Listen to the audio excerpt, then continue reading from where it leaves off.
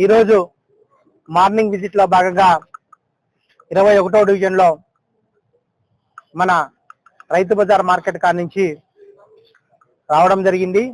నిజంగా చాలా దారుణమైన విషయం. ఎందుకంటే నిత్యం ప్రజలు రద్దీగా ఉన్నటువంటి ఆ రైతు బజారు ఎంట్రన్స్ చూస్తే నిజంగా గతంలో కూడా చాలా సార్లు దాని టౌన్ ప్లానింగ్ అధికారులకు చెప్పినా కూడా ఎటువంటి చర్యలు తీసుకోలేదు.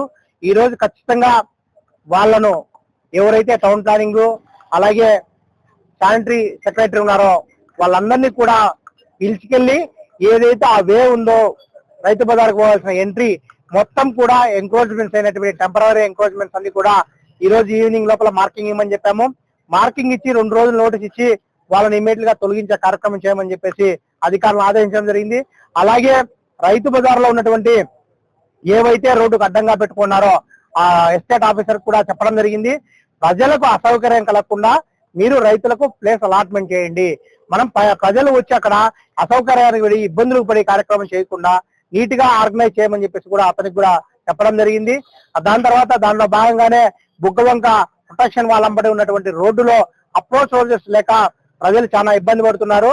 ఆ ఇరిగేషన్ కి సంబంధించిన డిఈ గారికి చెప్పడం జరిగింది. ఎమర్జెన్సీగా ఒక 4 అప్రోచ్లు వేయాలి.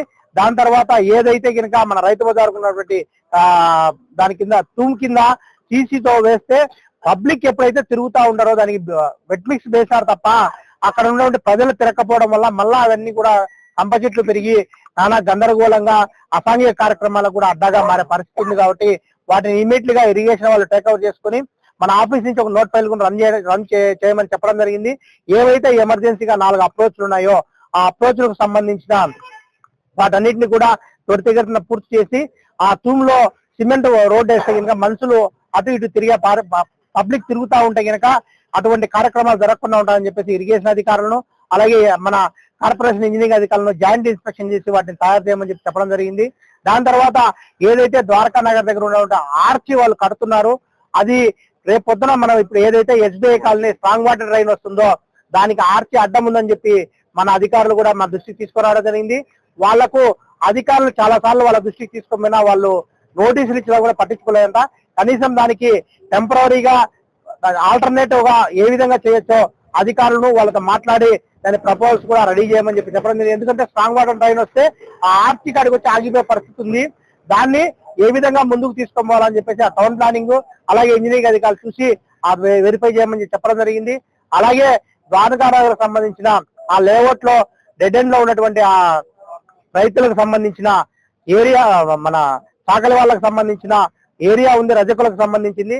ఆ దానికి ఏదైతే మన జనరల్ ఫండ్ నుంచి ప్రొటెక్షన్, ఎందుకంటే అది అందరూ ఆక్యుపై చేసుకునే పరిస్థితి ఉంది కాబట్టి దానికి ప్రొటెక్షన్ వాల్ లేకుండా కానీ కనీసం ఫెన్సింగ్ ఏమని చెప్పి నిర్మాణం చేయబడడం జరిగింది.